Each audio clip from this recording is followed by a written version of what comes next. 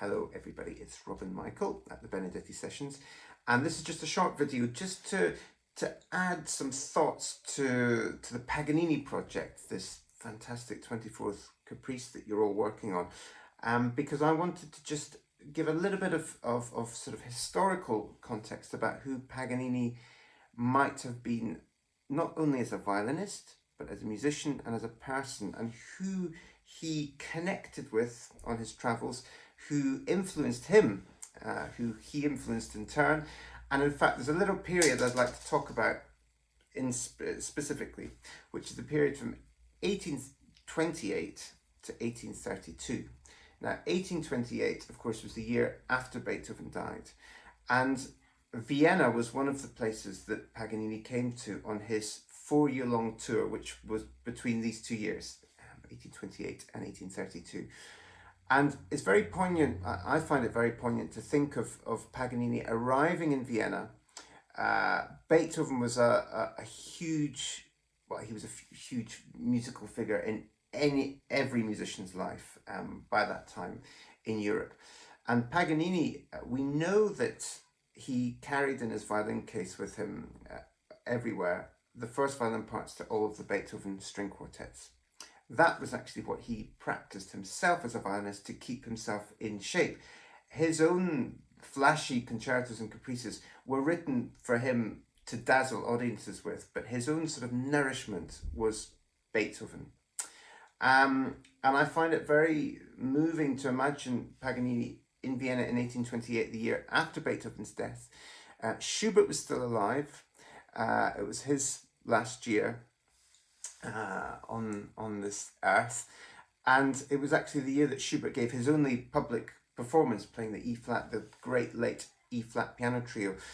We don't know if Paganini was in attendance. He may well have been, but what we do know is that Schubert heard Paganini playing and was absolutely blown away by what he heard, so much so that he wrote a violin fantasy. Now, it's worth knowing that Paganini was a great improviser, as was Beethoven. Now, in those days, up until the sort of mid-19th century, the word improvisation didn't actually exist. People would talk about improvisation in terms of playing a fantasy.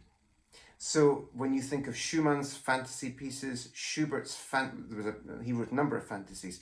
The late fantasy for violin and piano is one of the most challenging works for any violinist and pianist, more so than the Paganini caprices. You go and ask any violinist and they will tell you that. But Schubert wrote this great late work after hearing Paganini, and you can hear what the effect of hearing violin playing to that standard must have been like in this fantasy, this, if you like, written out improvisation. It's actually in variation form, which often these improvisations were.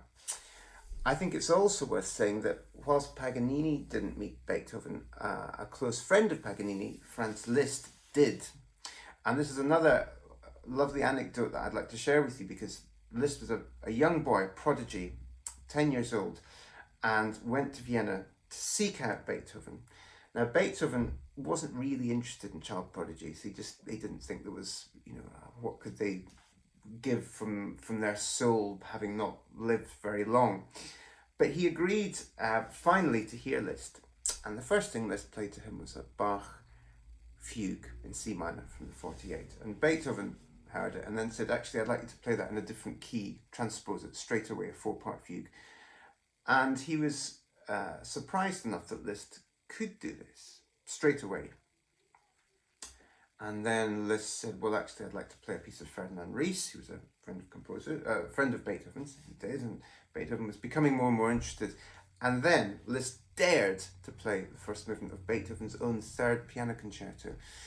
And at which point Beethoven came over to Liszt, the young boy Liszt, and said that he had faith in the next generation, in humanity, that people were going to be able to deliver a musical message that would touch the soul of the community.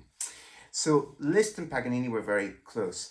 And also another composer very important, when Paganini left Vienna and went to Paris, was Hector Berlioz. Now, Berlioz, Paganini was desperate for a piece from Berlioz. And Berlioz wrote the great masterpiece Harold in Italy, which is for viola and orchestra, and it's a piece that charts it's like a sort of pilgrim's progress from where Berlioz was born and brought up in La Côte Saint-André, which is 70 miles outside Lyon, and it's actually on the pilgrim's route from Santiago de Compostela to Rome. And this is a very, very evocative piece, but it's not very virtuosic. It doesn't show off the viola in a sort of traditional standard concerto type way. And when Berlioz got the score, when Paganini got the score, he was somewhat not particularly inspired to play it, and in fact decided not to give the premiere. But he went to the premiere and was utterly astounded by the music. He ran onto the stage, embraced Berlioz. In fact, he supported Berlioz financially. Berlioz always struggled with money, and Paganini was a great financial supporter to him. Now, also important, in 1832 in Paris and in Leipzig were the first two ever complete cycles of Beethoven symphonies. Now, it's not unusual nowadays to have a complete cycle of Beethoven symphonies, all 9 symphonies played, maybe over 5 concerts. I myself was in the middle of a project playing 6 complete cycles, of which I got through the 3rd one, and then the lockdowns came into force. But in those days, it had by 1832, it never happened. And in Paris, Berlioz attended all these concerts and was incredibly inspired. Paganini as well. In Leipzig, the young Robert Schumann was in attendance. Now, this is another important connection because Schumann also met Paganini.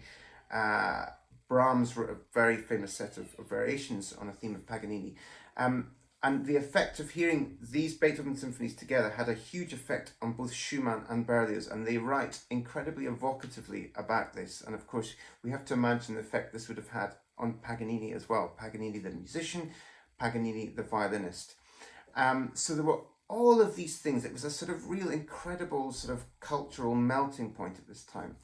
And I would just finally leave you with the thought that Paganini, his music, which is so unique, needs to be played always like a fantasy, like an improvisation. Mozart, when he wrote his 3rd violin concerto, wrote to his father and said, "I love playing this piece because it makes me sound like a great violinist." And Paganini, I suspect he didn't find any of these pyrotechnics very difficult because it just came naturally to him. So when you're working on his music, try and imagine this idea of improvisation, fantasy, and this sort of white-hot journey, risk-taking that he thrilled audiences throughout Europe with. Not only audiences, but musicians and composers too. And of course, that had an absolute two-way effect.